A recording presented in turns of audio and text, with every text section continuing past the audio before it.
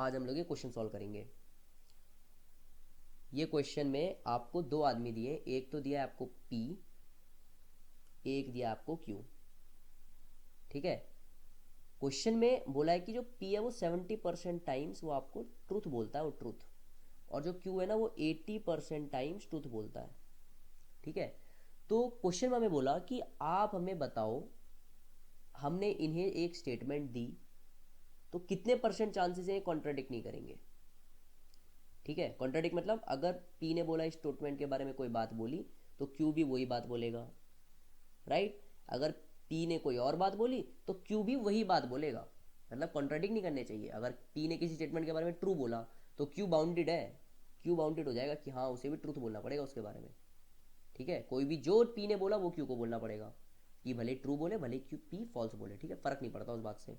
तो मान लो हम एक स्टेटमेंट लेते हैं S1, हम बोलते हैं अगर P ने किसी स्टेटमेंट के बारे में ट्रू बोला तो Q को क्या बोलना पड़ेगा, ट्रू।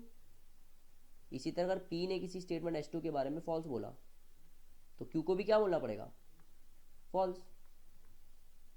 ये बात समझ में आ रही है शायद, है ना। तो क्वेश्चन में हमें देखो P ऑफ P के ट्रूथ बोलने की प्रोबेबिलिटी आप निकाल लोगे, जैसे 70% है तो क्या होगी 0.7।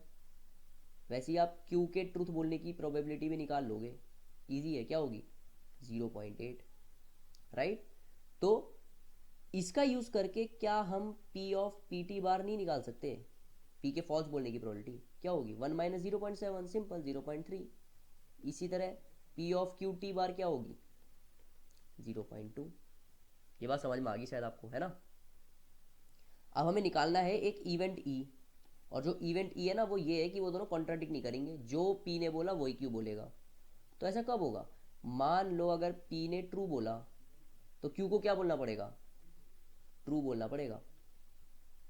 या फिर या तो P ट्रू बोल सकता है या P फॉल्स बोल सकता है, तो पी टी बार बोल सकता है, इंटरसेक्शन क्यू टी बार।